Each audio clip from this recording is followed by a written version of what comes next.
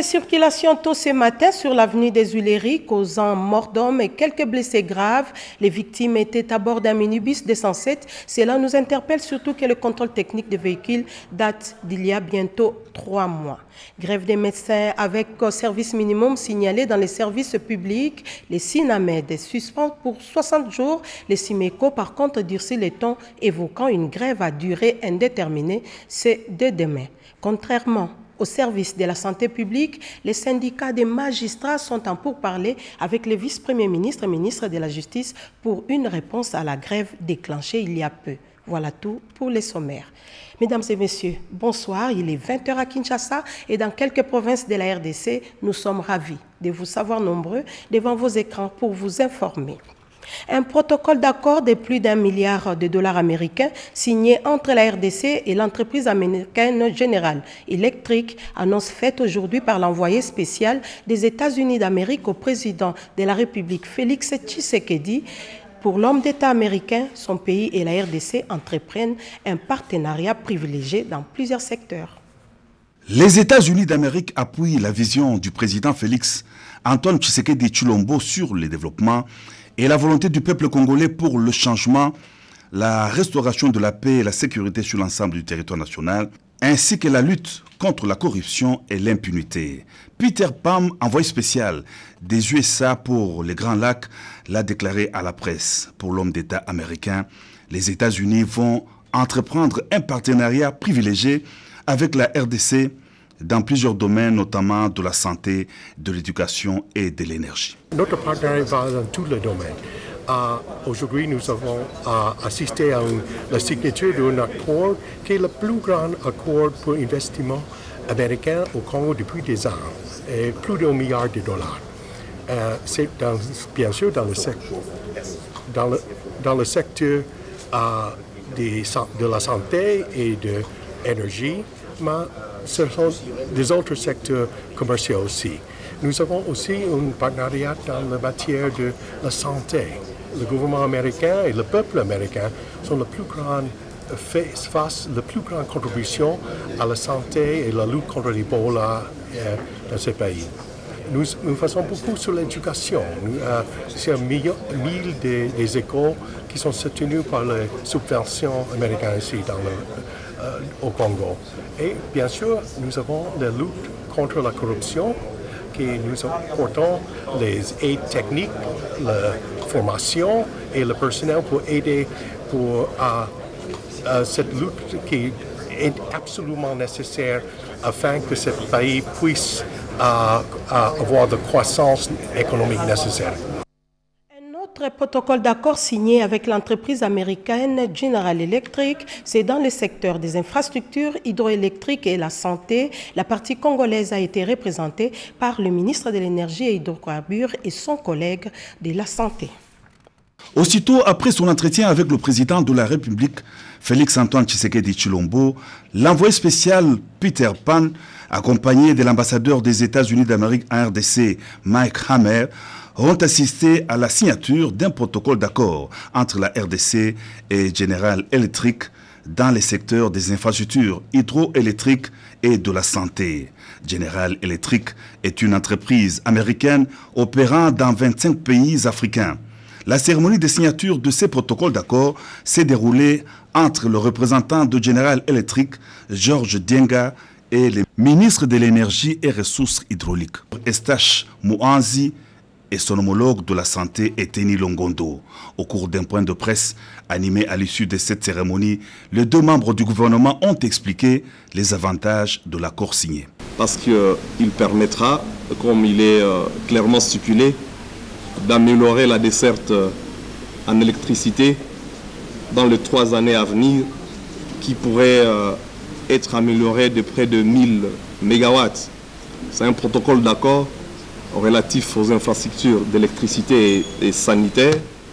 Il va donc de soi que l'électricité comme moteur de développement est indispensable pour que nos structures sanitaires puissent fonctionner.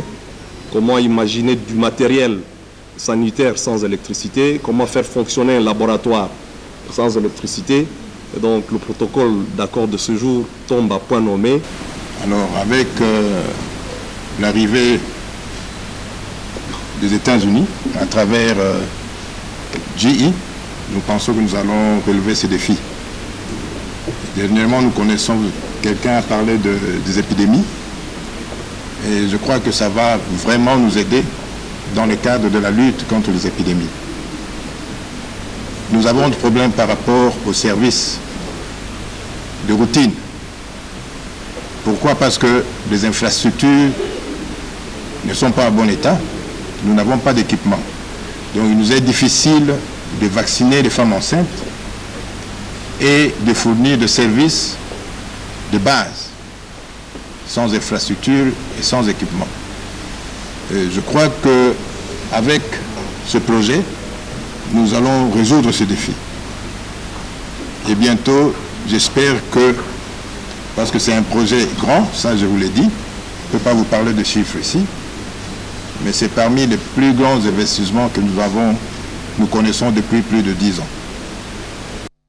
L'examen de l'application du tableau barémique des magistrats tel que déposé au gouvernement ainsi que l'examen des bases légales du calcul de l'impôt sur les revenus, sujet au centre de discussion entre les premiers ministres et ministres de la Justice et garde des Sceaux, Célestin Tundaya Kassende et les syndicats des magistrats pour une solution durable à la grève des magistrats. Les discussions entre les syndicats des magistrats et le vice-premier ministre, ministre de la Justice et garde des Sceaux, maître Célestin Tundaya Kassende, dans le cadre de la levée de la grève des magistrats, déclenchée le lundi 10 février dernier, se poursuivent. Élargie aux délégués des ministères des Finances et des Budgets, la rencontre du mardi 11 février a consacré le début de travaux d'analyse des désidérata des magistrats. Cette réunion a été purement technique. Le vice-premier ministre Tundaya Kassende, avec à ses côtés les délégués des ministères sectoriels, a commencé par écouter les revendications des magistrats, avant de confronter ces revendications aux moyens réels dont dispose actuellement le Trésor public. Au sortir de cette réunion, les magistrats se sont dissatisfaits de l'évolution des négociations avec la partie gouvernementale. Ils ont émis le vœu de voir ces discussions aboutir le plus rapidement possible afin de permettre au parquet et juridiction de la République démocratique du Congo de continuer à fonctionner normalement. On a échangé, on a négocié, on a commencé les travaux tels qu'annoncés. Donc c'était cordial. Nous espérons que une solution pourra être trouvée rapidement. C'est par rapport à nos revendications. Nous allons nous retrouver demain, donc la suite c'est demain. Il s'y est de noter que les travaux qui ont commencé entre le gouvernement et les syndicats des magistrats portent essentiellement sur 2 points. L'examen de l'application des tableaux barémiques des magistrats tels que déposés au gouvernement, ainsi que l'examen des bases légales du calcul de l'impôt sur les revenus professionnels IPR. Les discussions vont donc se poursuivre entre les deux parties pour une solution durable. Le SINAMED suspend la grève des médecins œuvrant dans les services publics pour 60 jours. Le SIMECO, par contre, l'a radicalisé pour une durée indéterminée et c'est dès demain. La grève avec service minimum des médecins œuvrant dans les services publics de l'État déclenchée le 20 janvier 2020 pour les SINAMED et le 30 janvier 2020 pour les SIMECO, excepté le médecin œuvrant dans des banques de sang et ceux engagés dans la lutte contre la maladie à virus Ebola, touche à sa fin, avec divergence d'opinion. Pour les SINAMED, la grève avec service minimum est suspendue pour 60 jours pour reprendre les négociations avec les gouvernements. Tandis que pour les SIMECO, la grève avec service minimum déclenchée le 30 janvier 2020 va se radicaliser de demain, jeudi 13 février 2020, dans toute l'étendue du territoire national jusqu'à nouvel ordre. Et pour cause, le non-respect du cahier des charges. Bon, je ne sais pas, SINAMED, c'est un syndicat frère qui a ses démarches, que nous respectons ici jusqu'à aujourd'hui. Nous avons nos revendications qui a été déposée depuis l'année passée, le 8 octobre de l'année passée, et nos revendications jusqu'à aujourd'hui n'a pas été, le gouvernement n'a pas respecté. Le gouvernement avait eu une bonne intention en organisant cette assise de Bibois. Mais jusqu'à aujourd'hui, nous courons toujours derrière et les pourparlers continuent pour une signature formelle de cet accord entre les banques syndicales et les banques gouvernementales. Il faut rappeler que cette grève des médecins avec service minimum est plus visible et a des conséquences graves à l'intérieur du pays qu'à Kinshasa. Le président du Sénat, Alexis Thambwe Mwamba, a reçu l'ambassadeur de Chine en RDC qui l'a informé de 0 cas de victimes du coronavirus parmi les Congolais résidant en Chine. Et la Chine a dit, l'ambassadeur de Chine par la suite, est déterminé à raffermir la coopération interparlementaire. Il n'y a aucun Congolais victime du coronavirus en Chine. Le gouvernement chinois a pris toutes les dispositions pour sécuriser nos compatriotes résidant et en séjour au pays de Mao Tse-tung. Le nouvel ambassadeur extraordinaire et plénipotentiaire de Chine, Zhong Fing, a rassuré le président du Sénat, l'honorable Alexis Thambwe Mwamba. C'était au cours de l'audience lui accordée par le président de la Chambre haute du Parlement au siège du Parlement, le Palais du Peuple, fruit de la coopération sino-congolaise. Jusqu'à aujourd'hui, je n'ai reçu aucun rapport sur la contamination des Congolais en Chine. Pour l'instant, parmi les étrangers qui sont contaminés, ils sont 27. Parmi les 27, il n'y a aucun Congolais. Les autorités locales ont pris des mesures concrètes pour assurer la sécurité et faciliter la vie quotidienne de vos compatriotes. Par exemple, dans les universités où il y a beaucoup d'étudiants étrangers, on a mis en place un dispositif qui permet aux étudiants étrangers de se nourrir tous les jours, avec l'offre de repas gratuits, aussi avec la mise en place de lignes, de numéros d'appel urgentes, à la fois pour servir de consultation sur l'épidémie, mais aussi pour répondre à leurs besoins nécessaires pour satisfaire leurs soucis. Les deux personnalités ont passé en revue la coopération interparlementaire et bilatérale entre les deux pays amis qui entendent renforcer cette coopération. Nos deux pays sont des amis de longue date. Nous sommes aussi des amis très fidèles l'un et l'autre. La Chine, on est toujours à côté de nos amis congolais dans les causes pour sauvegarder l'indépendance, pour sauvegarder l'intégrité territoriale et pour chercher la voie de développement propre au peuple congolais, pour retrouver la prospérité. Réunion du comité de pilotage de modernisation de l'administration publique présidée par le Premier ministre Ilunga Ilunkamba. L'on retiendra que 17 000 agents de l'administration publique pourront aller en retraite. Précision de Françoise Boila. En 2017, près de 950 agents et cadres de la République éligibles à la retraite ont été remerciés en bonne et due forme grâce au projet de réforme et de rajeunissement de l'administration publique PRAP, action qui cible 5 ministères dont la fonction publique, les finances et les budgets. Depuis cette première vague, aucun autre mouvement n'a suivi. Et pour donner un coup d'accélérateur à cette réforme, appuyée par la Banque mondiale, le Premier ministre Ilunga Ilunkamba a présidé cette séance de travail. Pour être éligible à la retraite, vous devez soit avoir totalisé 65 ans d'âge révolu ou alors une carrière cumulée de 35 ans. Une fois que ces conditions, l'une ou l'autre, sont remplies, et bien sûr, vous avez maintenant en réalité l'ancienneté sur la carrière qui va vous permettre en réalité de toucher ce que les textes appellent un tantième. Ça veut dire que c'est une quotité, n'est-ce pas, de votre traitement, le tout dernier traitement dont vous avez pu bénéficier. Cette quotité sera multipliée par le tantième. Dans la loi de finances 2020, le gouvernement a prévu d'envoyer à la retraite 10 000 travailleurs et la Banque mondiale vient soutenir l'opération pour 7 000 autres candidats. Il a été question ce jour de discuter sur comment programmer les actions. Pour cette année, il est prévu 17 000 agents et fonctionnaires.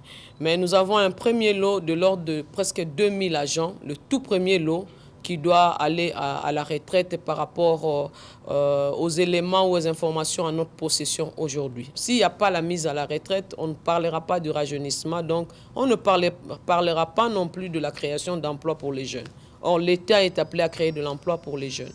Faire de la place pour la jeunesse, pour un nouveau souffle dans l'administration publique. Pour le gouvernement, les diplômés de l'École nationale de l'administration publique seront ainsi rodés à prendre le relais. Les femmes de la direction des infos TV étaient en réunion pour préparer comment couvrir les mois de mars, mois dédié à la femme, et plusieurs points ont été évoqués à cet effet. Les batteries sont déjà mises en marche pour démarrer les activités du mois de mars 2020, mois dédié à la femme. Au niveau de la radio-télévision nationale congolaise, les femmes de la direction des infos TV étaient conviées à une séance de travail destinée aux préparatifs des activités couvrant tout ce mois de mars. Sur instruction du directeur des infos TV Guillaume Koukou, cette réunion a été présidée par la rédactrice en chef Christine Lenzo, coordonnatrice des activités à couvrir et produire durant le mois de mars. Au niveau du desk français, a permis à toutes les femmes de médias et leurs collègues hommes de la rédaction du journal télévisé à arrêter certaines stratégies et autres styles journalistiques à exploiter durant tout le mois de mars, s'agissant des activités de femmes. Une façon d'entrer dans la danse aux côtés du ministère du Genre, Famille et Enfants. Autre point évoqué, la mise en place d'un comité qui accompagnera la coordonnatrice et la définition des tâches attribuées à chaque sous-commission. C'était aussi l'occasion pour les journalistes de voir comment accompagner les actions arrêtées par la ministre du Genre relatives au thème national de cette journée internationale de la femme. Elles ont aussi projeté 2 descentes dans quelques orphelinats dans les cadres caritatifs et une marche de santé. Vous avez là reconnu la voix de Mami Kadima. Le ministre de l'Intérieur, Gilbert Kankonde, était en réunion avec le gouverneur des différentes provinces. De quoi s'agissait-il? Mais la réponse dans ces reportages de Nadine Yango. Les États-Unis d'Amérique soutiennent le gouvernement congolais dans la restauration de la paix, la lutte contre la corruption du climat des affaires. L'envoyé spécial des États-Unis dans la région de Grand Lac, Afrique, Peter Pam, a rencontré le ministre de Finances, Seleya Lagouli, pour échanger sur l'engagement du gouvernement américain pour un partenariat privilégié en faveur de la paix et la prospérité conclu entre les deux pays.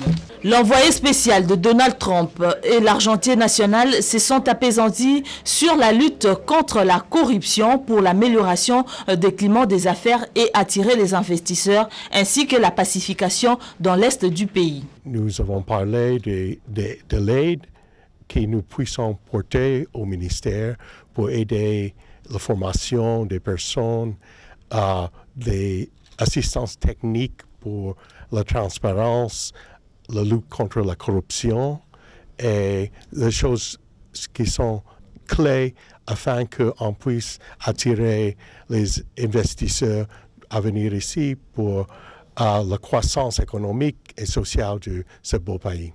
Le partenariat privilégié américano-congolais pour la paix et la prospérité a été scellé en avril 2019 lors de la première visite du président de la République congolaise Félix Antoine Tshisekedi à Washington. Vous avez là suivi l'échange entre le ministre des Finances, Seleya Lagouli, et l'envoyé spécial des États-Unis dans la région des Grands Lacs, Peter Pan. Le ministère des Affaires étrangères porte à la connaissance du public congolais que le secrétariat de l'Organisation des Nations Unies procède au recrutement des personnes hautement qualifiées pour siéger au groupe d'experts appelés à travailler sous la supervision du comité 1540 du Conseil de sécurité. Les candidats susceptibles de postuler à ces postes doivent remplir les conditions suivantes: posséder un diplôme universitaire de master ou son équivalent en relations internationales, droit international ou dans une discipline scientifique ou technique apparentée, avoir au moins 7 ans d'expérience et une solide connaissance technique des activités multilatérales de non-prolifération des armes nucléaires, chimiques et biologiques, y compris les vecteurs et les éléments connexes ou celui du financement de la prolifération, ainsi qu'une solide connaissance et grande expérience des aspects juridiques et pratiques des traités et accord de non-prolifération, aptitude à élaborer des projets d'assistance et à participer à leur exécution, une bonne connaissance des mandats et activités des organisations intergouvernementales internationales le plus pertinent pour la mise en œuvre des obligations découlant de la résolution 1540/2004. Ainsi, les dossiers des candidatures doivent être accompagnés par un curriculum vitae comprenant toutes les coordonnées du candidat et parvenir au plus tard le 20 février 2020 à la direction des organisations internationales du ministère des Affaires étrangères à l'adresse suivante: Secrétariat général aux Affaires étrangères, Direction des organisations internationales, 5e étage, local 518. Le ministre de l'Industrie, Julien Paluku, lance la série de visites d'inspection, question de se rendre compte des conditions de travail dans les industries congolaises et assurer leur promotion. Betty Amani, Eric Kabamba. Entreprises industrielles congolaises visitées par le ministre de l'Industrie, Julien Paluku, au cours de cette première descente. Congo Store, Dover Cosmétiques et Swista, ce sont là les 3 premières entreprises visitées ces jours. Et Julien Paluku, qui a visité minutieusement les machines, entrepôts et usines de ces entreprises, a voulu, au terme de ces descentes, se rendre compte des conditions de travail de ces établissements et aussi écouter les doléances de chacune de ces entreprises. Occasion propice pour ces entreprises de soumettre au patron de l'industrie les difficultés auxquelles elles font face, notamment la concurrence déloyale, la piraterie et aussi les multiplicités des taxes. Lesquelles difficultés qui ne leur permettent pas d'être compétitifs et sur le plan international. Nous avons énormément de problèmes de survie dans notre secteur industriel en général, des problèmes de contrôle multiple et intempestif. Alors lorsque nous avons un ministre qui est attentif, qui vient vous visiter, qui est prêt à vous écouter, c'est vraiment un encouragement. Des problèmes que Julien Paluku a promis de résoudre dans un laps de temps. Nous devons protéger l'industrie locale, nous devons veiller sur les problèmes. J'ai eu des problèmes aussi soulevés au niveau de la taxation qui est très élevée. Il faudrait que nous ayons suffisamment d'industries au Congo qui soient à mesure également de ramener nos produits made in Congo vers l'extérieur. Cette série de visites que vient d'entamer Julien Paluku vise à promouvoir et protéger les entreprises industrielles locales. La ministre de l'économie, elle, s'est rendue au poste de péage de Mbankana pour palper les réalités. L'épouse du président de la République, chef de l'État, pilote une structure sociale qui porte son nom et organise ses activités autour de 4 principaux piliers.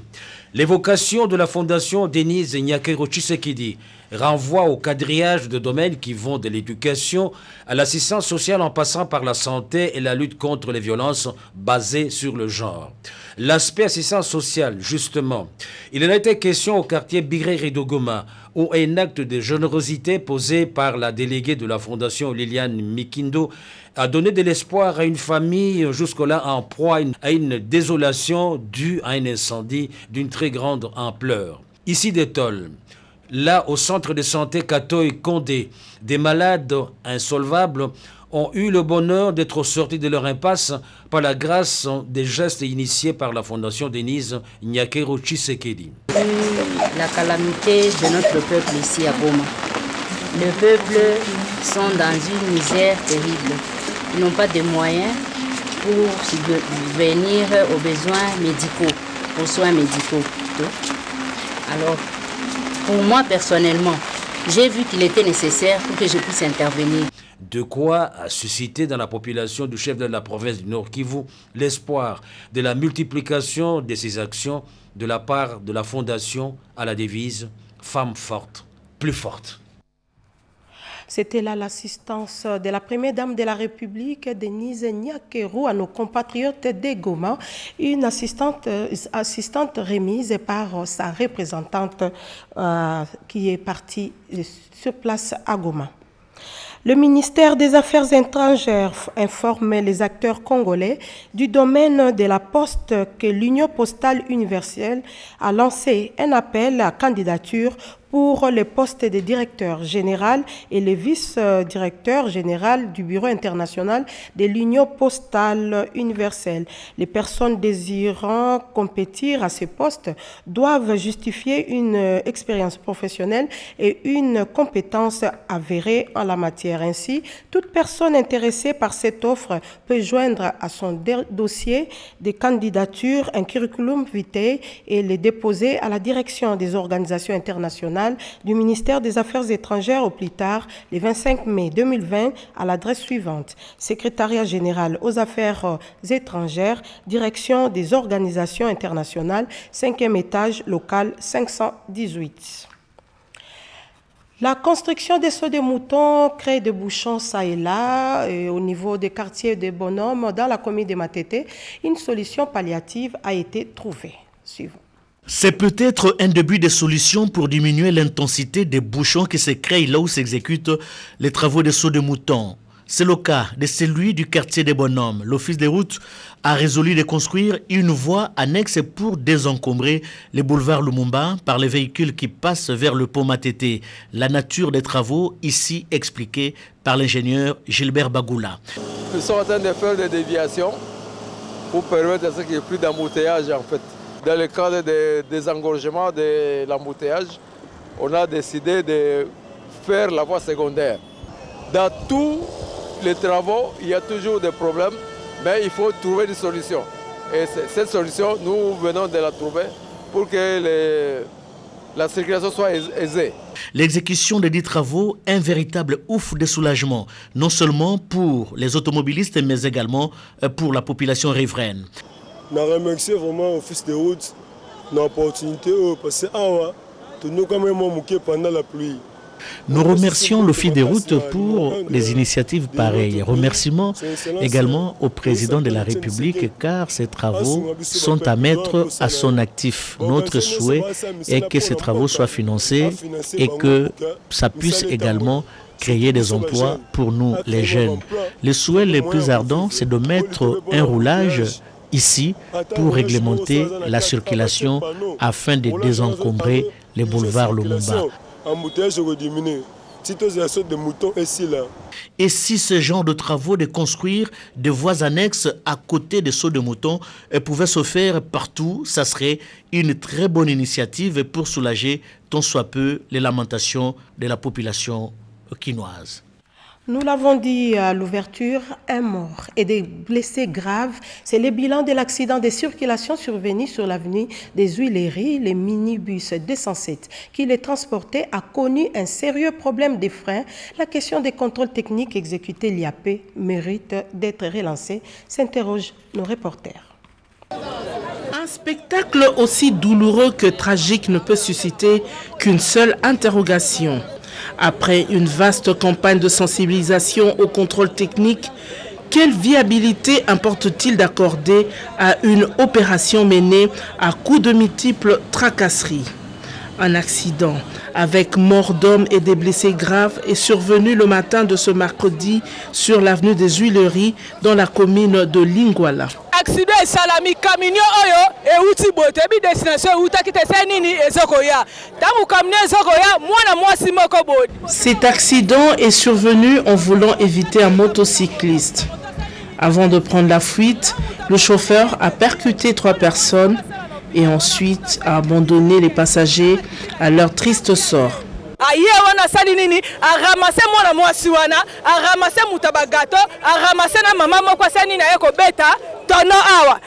Les petits centres de santé localisés dans le parage du théâtre de l'accident ont reçu pour le premier soin les accidentés, dont un a immédiatement succombé à ses blessures.